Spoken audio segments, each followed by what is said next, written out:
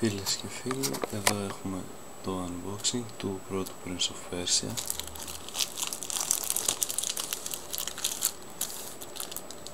Το είχα πάρει για 10 ευρώ, πριν ένα χρόνο, κάπου εκεί. Τώρα δεν το άνοιξα μέχρι να...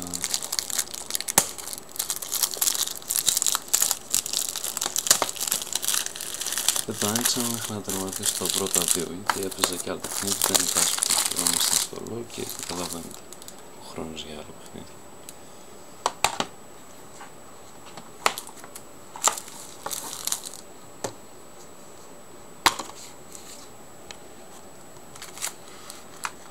Έχει μέσα και το manual.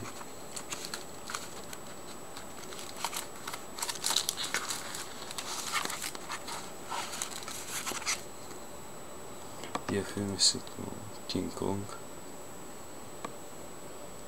Έχει κάποια χρόνια που βγήκε αυτό το παιχνίδι.